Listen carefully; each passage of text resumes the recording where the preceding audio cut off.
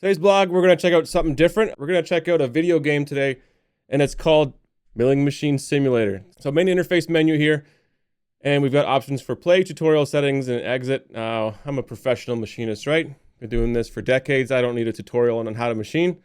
So we're going to hop right in and play this. So last time I played video games, you always went into career mode, and that's how you would progress up the ladder, right? So let's hop into career milling and see what this is all about.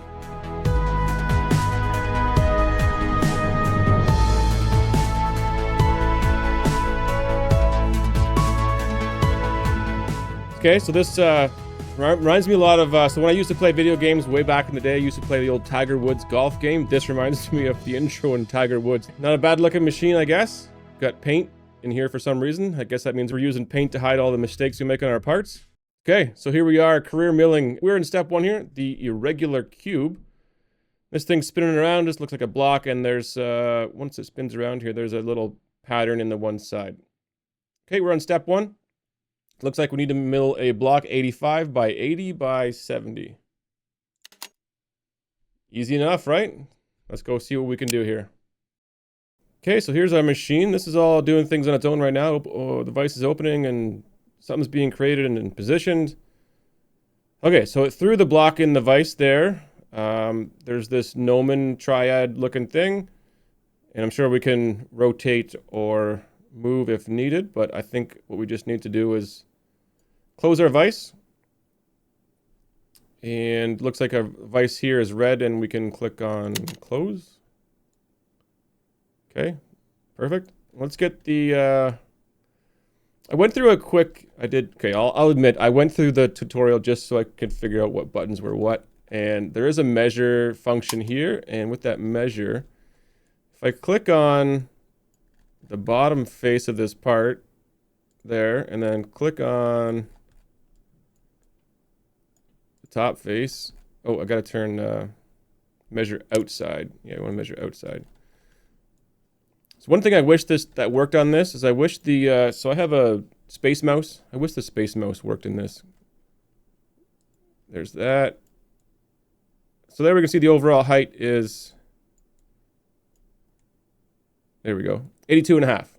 And let me bring the print back up. Looks like the only dimension we can machine there is the 80 mil dimension. So we're going to try and machine this dimension to 80 mil. And in the notes here, create a cuboid with given dimensions. We recommend the use of a shell mill. The dimension of the tool should be larger than the dimension of the workpiece. Okay, so I guess their intent is what they want us to do is load up a tool that we can cut this part in one pass. We're not going to do, down and back. We're just doing one cut across. So there's an end mill in there right now, which obviously is not going to do the trick. So in our tool list over here, it doesn't want to stay down, but there's a shell mill there. And we'll increase this up to, let's go to the max, go to 100 mil. That'll be big enough for all sides if I, in fact, get to milling all sides. There's a button here for mount. Let's go ahead and mount that up. Okay, there's our shell mill loaded up. And it's currently over top of our part, just over top of that one corner. And as with manual milling machines, what I would do is I would just eyeball the position of this cutter in Y to get it kind of roughly over the middle of the part so we can get one rip down and machine that away. Okay, let's go ahead and turn our spindle on, which is over here. Turn the machine on.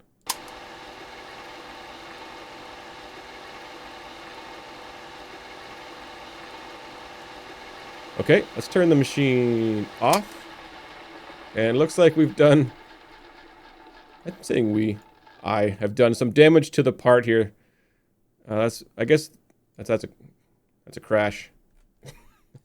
Okay, we're going to continue on anyways. Fix error. If only we had a button like this in real life that we can just fix an error by clicking a button. Okay, tool's back. The tool didn't break. The part's still messed up, but we're going to machine it anyways. And then we'll try and hide that little gouge from the boss after the fact, I guess.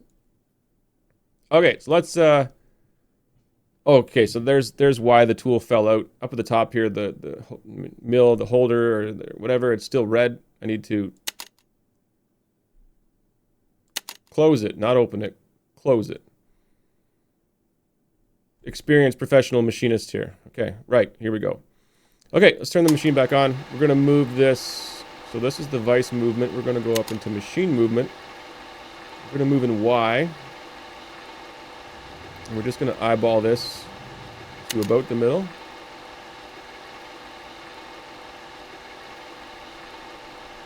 Which is almost there. Let's say right about right there. And there is this function called Edge Finder. What Edge Finder does, I'm going to move down in Z. And what it will do is it will pause when it gets to material. So let's go to the Z axis and we'll go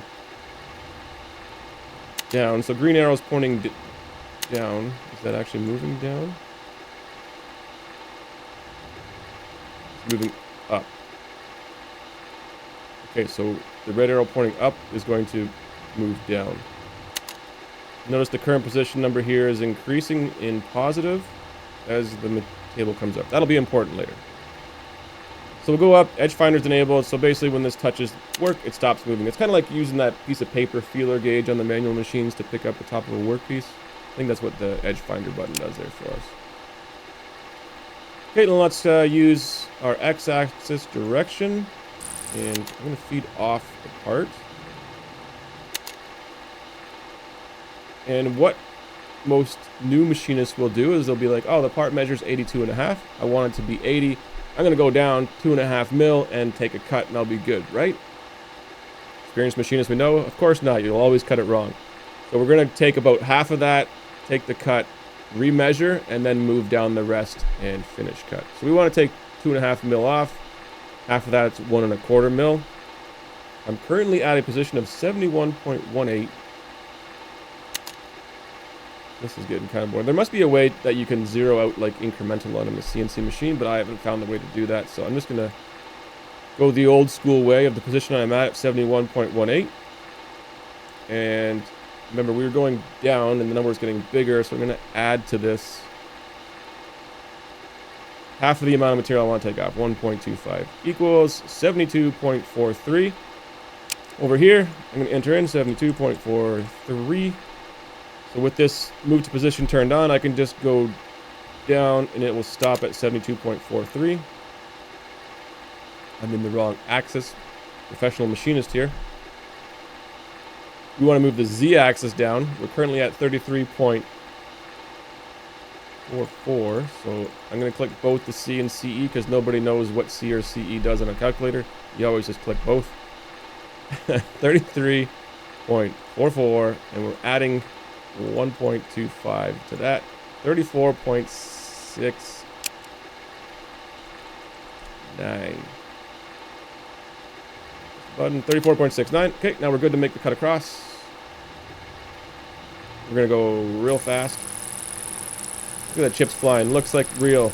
Smoke coming off the cutter. Probably not good.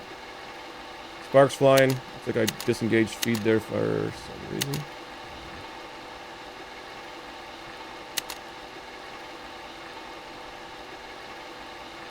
Don't seem to be able to feed any farther. I've broken the machine. I don't know what I've done wrong.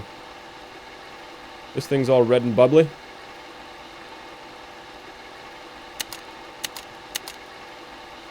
Oh, it's because I still have the move position locked in. Professional machinist.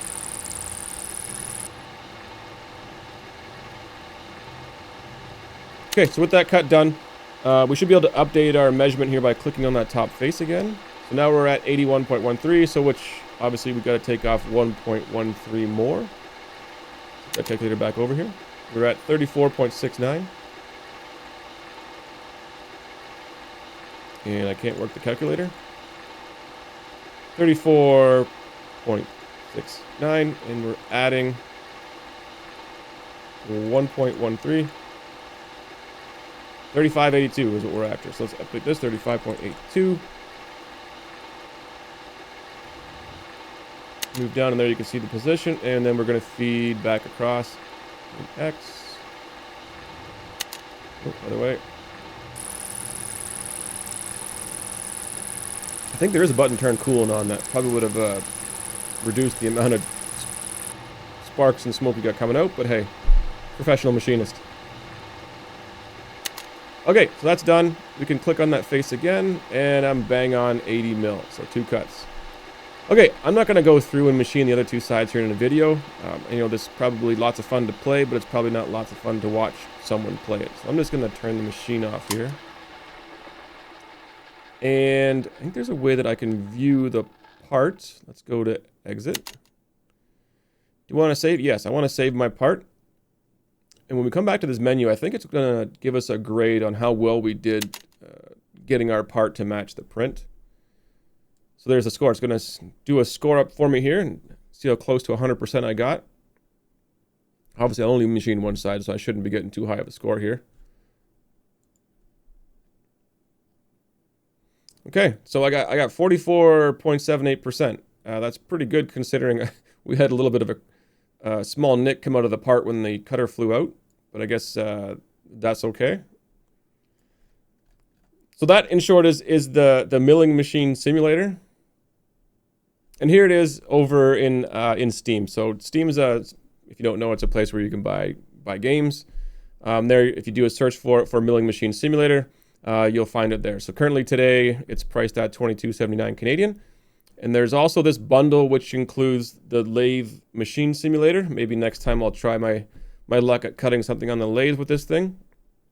And I also noticed when I checked on this the other day that they are coming out with a CNC machine simulator. I don't know what all that entails, if it does G-code simulation or if it's just similar to this milling machine one and it somehow runs existing commands. I'm not sure, but that comes out in June 20th, so that'll be interesting to look at. Now, when I bought this, it was on sale. There was I think it was a 20% discount on the bundle with them both. So maybe I'll send a message off to the developer here and see if they can get us a discount code for anyone who watches this video. So we'll wrap the video up there, and the next one maybe we'll get back into doing some actual Mastercam stuff.